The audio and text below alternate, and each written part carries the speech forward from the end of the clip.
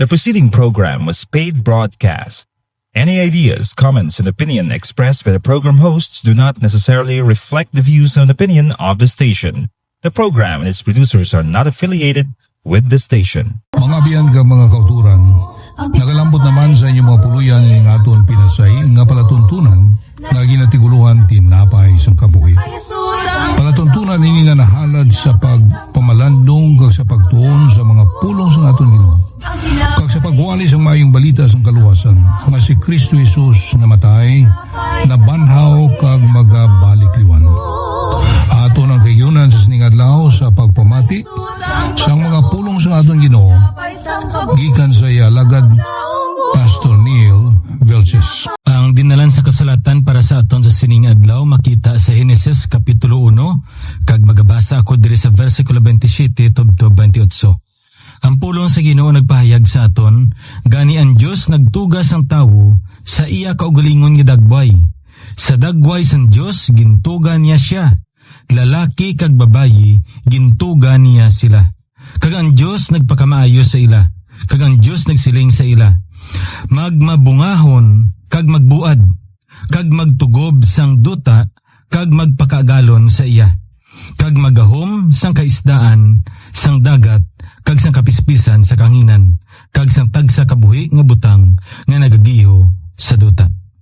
Ikabay pang Ginoo magpakamaayo sining pulong nga aton subong pamalandungan kag pagatun-an kag kun asoy kamo sa aton nga tupiko nga ginatun-an amo ang ginatawag naton diri the theological meaning of human creation.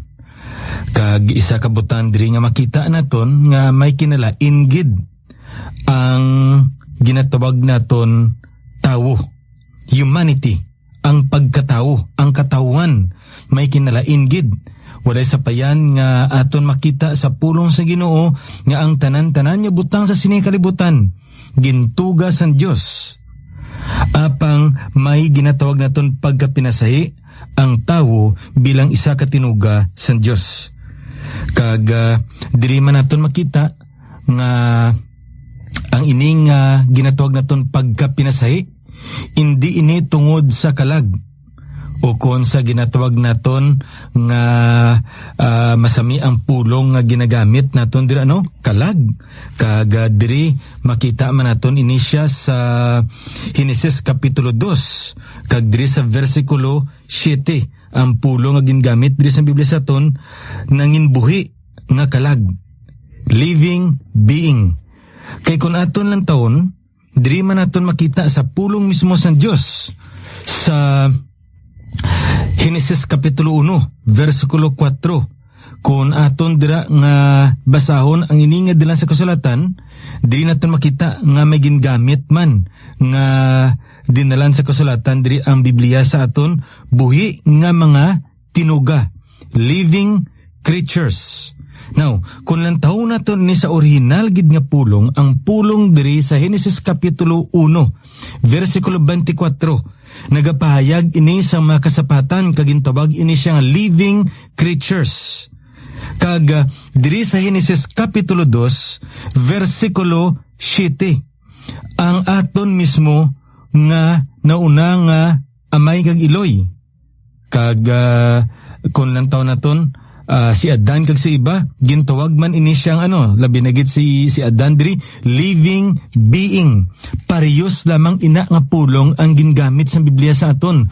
Ang pulong gingamit ra sa aton sa Hebrew amo ang pulong nga nefesh, soul, living creatures, living being. So basically kung lang taon naton ang kasapatan may nefesh. They are living creatures. Buhi nga tinuga, living creatures, no? Kag subong man diri man naton makita ang tawo may ara man nga nefesh or living being. Ang gingamit niya pulong diri sa aton ligaynon nga Biblia among pulong nga buhi nga kalag. At any rate, ang sapat ang tawo may ara nga kalag, nefesh. On the other hand, ang tao lamang niya kag wala na sang iban ang ginatawag naton may ara nga image of God. Ang dagway sang Dios yara lamang sa tawo kag wala na sang iban. Ambot na notaran nyo na nga ang ginadumilian kita nga maghimo sang dagway kon kaangay sang Dios. Ang rason kay mo sini, He, our God, already made. Where is that? Through man. Kung maglantaw kita gali sa tawo, maglantaw kita sa aton nga kabataan, sa aton asawa, sa aton bana, sa aton nga mga barkada, sa aton nga upod sa trabaho, ang aton mga kabulig, ang aton dira nga mga bisan pagani, no? Ang aton nga kaaway, tanan-tanan nga tawo. Kung lantaw naton sa pulong sa Ginoo, we are all created according to the image of God. And that made us distinct from the rest of the creation. Gintuga kita sa Diyos, suno sa dagway niya. Amo ini nga, pinasahi kita.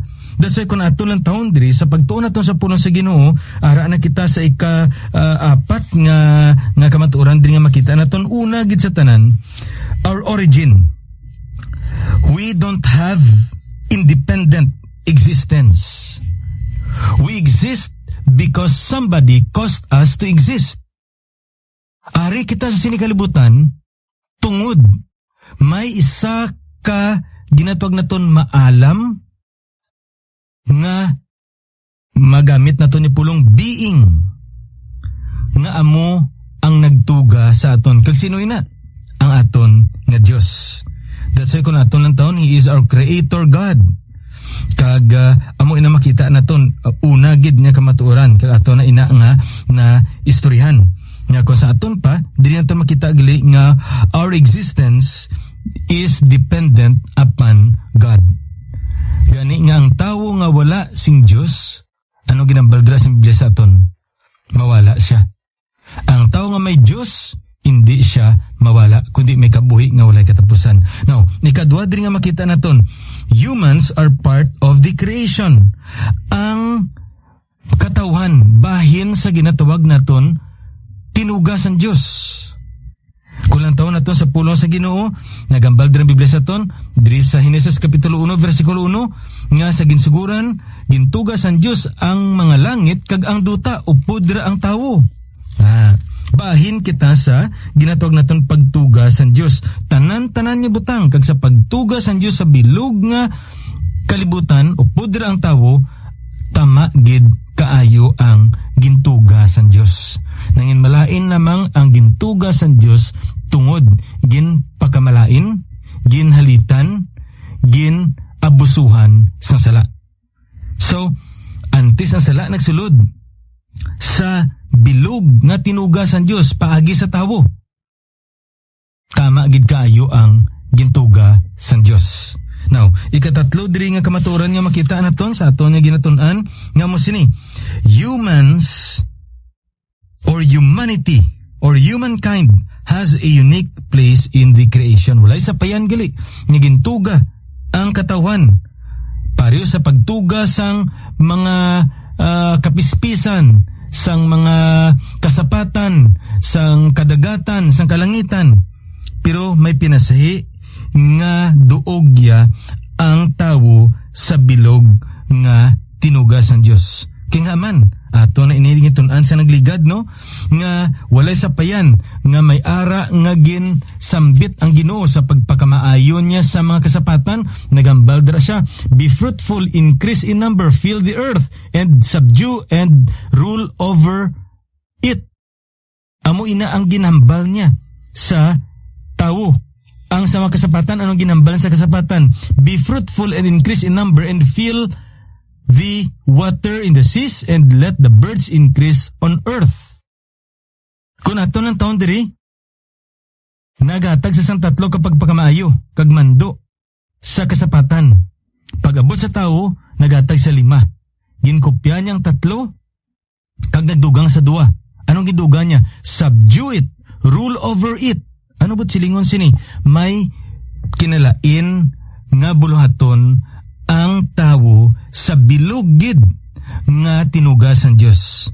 Kung ato lang taon diri sa Biblia, makita naton nga amo sini nga ang tawo gali may ara nga responsibilidad sa paggahom sa bilog nga kalibutan, sa pagpakaagalon sini, to subdue and to rule over it. Na wala ini gapakita nga amo ini ang the license of man to abuse the earth. That's not the point here. Rather, kung lang taon na to sa pulong sa Ginoo, that man should be wise, faithful, reliable stewards of God's creation. Iimprobaron ini sang tawo ang kalibutan. Now, antes magpakasala ang tawo, di natin makita nga ginbutang sa Diyos ang tao sa hardin. Parambot na notaran mo ina, nga pila ka adlaw hindi kita pagdalon sa Diyos sa isa ka hardin. Digto sa new heaven and new earth, ano digto ang ginatawag naton centerpiece sa new heaven and new earth, the new Jerusalem. It is now a city. Kaya idea diri gali nga makita naton nya mo sini nga sang si Adan kag si iba ara dra sa hardin. Ang ila responsibilidad ni ila ini patinaron, pamuadon nga mangin maayo ini nga duog. Agod nga mahimo ini nga syudad. Apang masubo lang kay amo sini. Ini nga butang naguba ini, wala ini matuman, wala ini mahuman, wala ini mahimo sa tawo kay ang tawo naulog sa pagpakasala. Amo ni kon aton lang taon, this is the cultural mandate of man to be fruitful, to increase in number, to fill the earth, to subdue and rule over it. This is the cultural mandate of man, that man might progress in his culture. Nga magmuad siya. Ambot na notaran mo ina, nga sang naganagalin ang tao sa hardin sang Eden, ginpagwa sa sang Diyos, anong natabo? Gingamit niya ang iya nga kinaalam nga ginatagman sang Diyos sa iya. Nakatatap siya sing mga kasapatan, nakapamuad siya sing mga kadutaan, gingamit niya ang salsalon, magahimo sa sing mga musiko, di ba? Nagtinad ang iya nga kabuhi kay nga man. That's part of being man. That's part of being a human. Amo na ang makita naton diri sa pulong sa Dios. Now, bag-o kita magapadayon sa ikapat nga kamaturan diri aton pagatun-an, magapamati kita na isa ka ambanon. Life becomes simple. Amo ato ang kalantahon nga aton nga ginpamatian kag katahom sang iyang mensahe nga ginatudlo sa aton nga ang aton kabuhi mangin simple sa tion nga ara ang Dios sa aton, ara si Kristo Jesus sa aton, kay siya amo ang naghatag sing kabulusgan sa aton nga ginagutom nga kalag, kag siya among naghatag sa aton sing paglaom sa aton kabuhi. Kag ang katahom diri kay wala nakita sing pangitaon pang iban, kag makasarang kita sa pagpaway, makasarang kita sa pagidag, kag makasalig sa iya, kay siya gid lamang kag wala na sing iban pa ang kinahanglanon sang tawo. So kabay pang abyan sa imo, amo man ini ang mensahe sang imo nga kalantahon sa imo kalag, nga ang imo kabuhi may ara gid kahulugan, may ara gid kabilinggan, may ara gid nga pulos tungod yara si Kristo sa imo kabuhi, na angkon mo siya bilang imo manuluwas.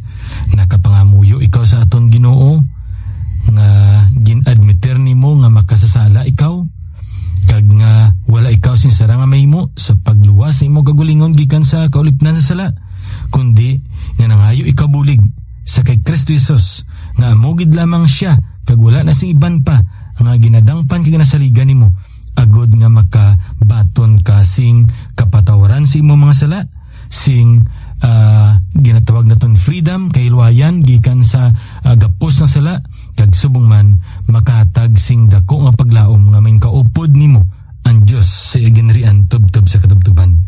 Amo ina ang kabuhi Kristohanon. Now, padayon kita diri sa aton nga ginatun-an, kag sa ginambal na kon dili naton makita the theological meaning of human creation. What does it means to be human? Ano gid ang kahulugan?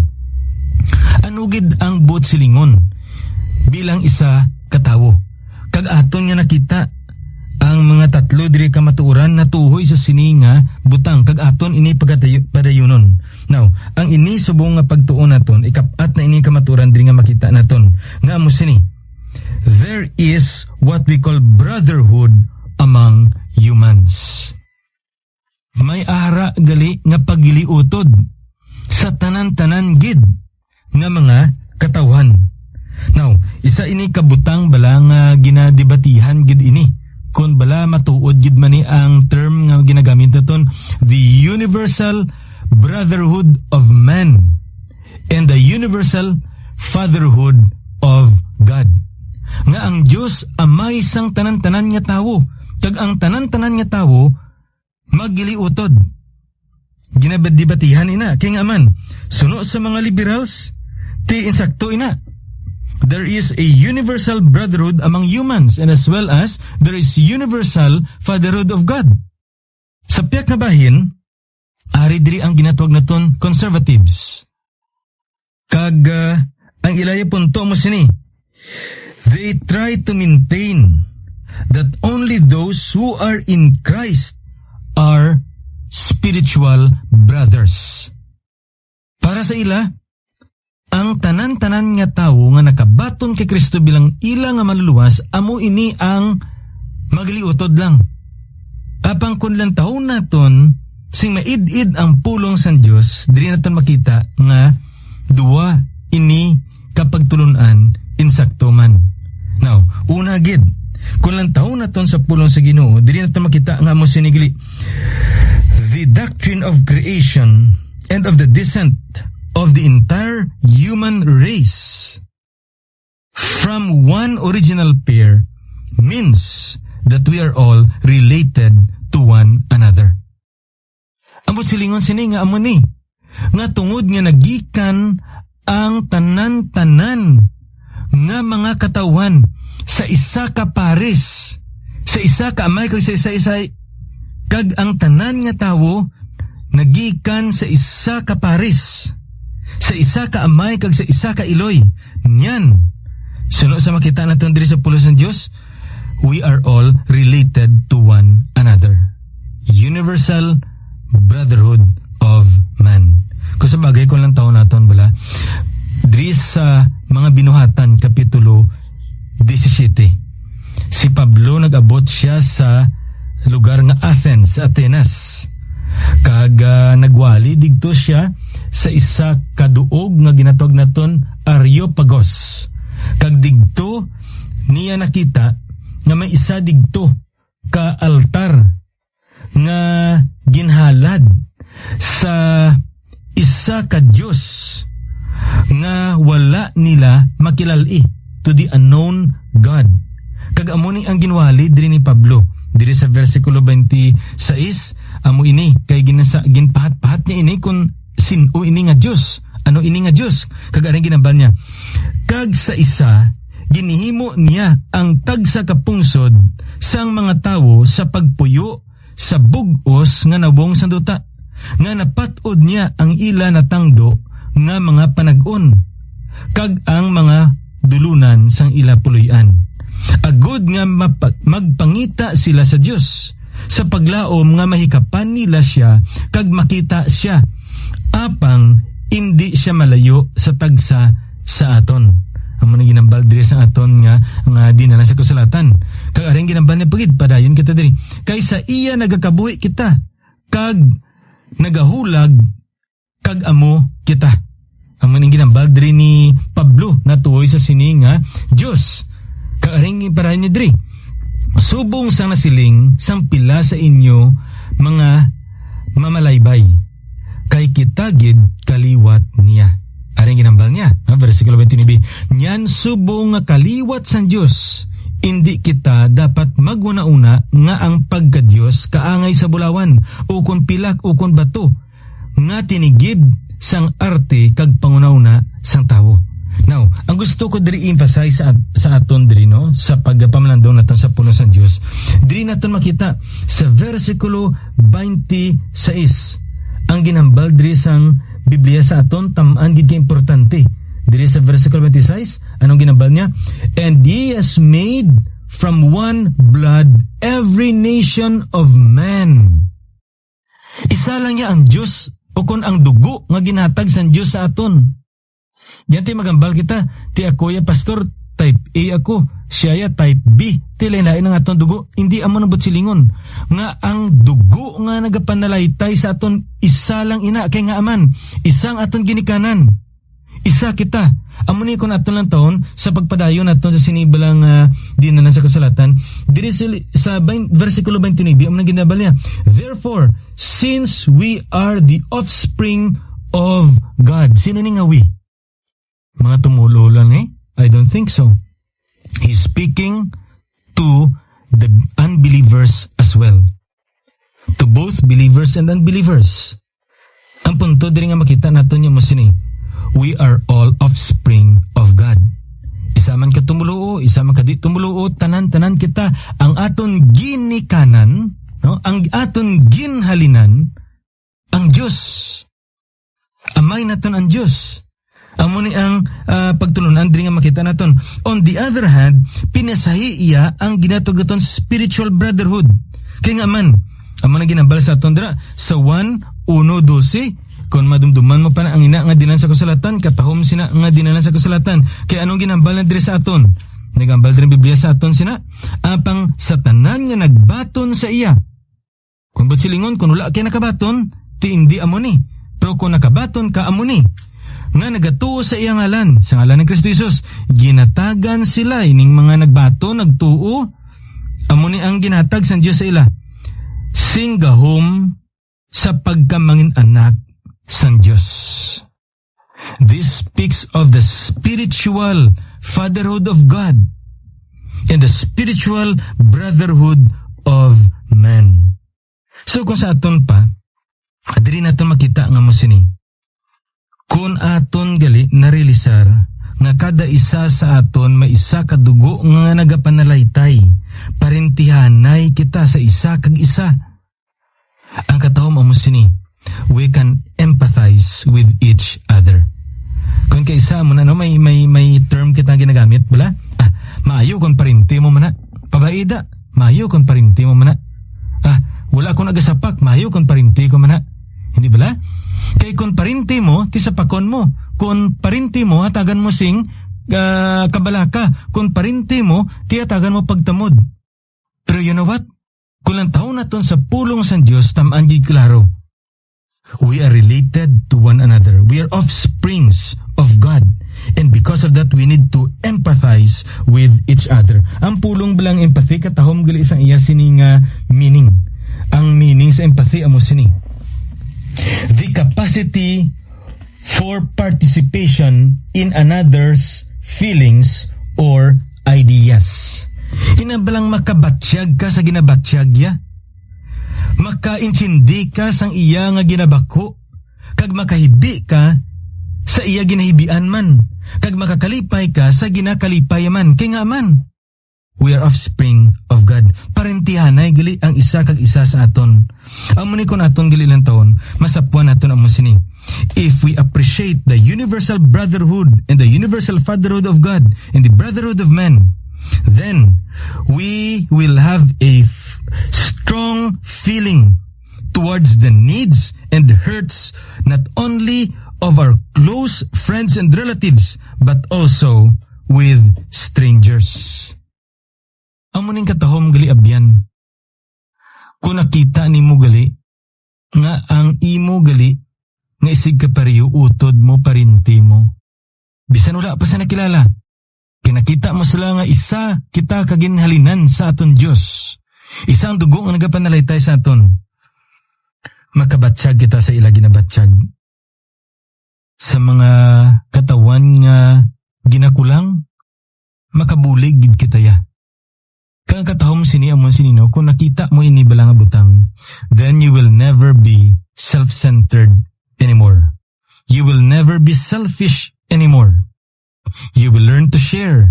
You will learn to empathize. You will learn to grieve to those who are grieving. You will learn to be happy to those who are happy. And you learn to share your life with others as well. Kabay pang Ginoo magapakamaayo sini nga dinanan sa kasulatan niya atong subong yin pamlandungan. Ini ang inyo lagad sa kinginan. Pastor Neil Vilches, the Lord bless you.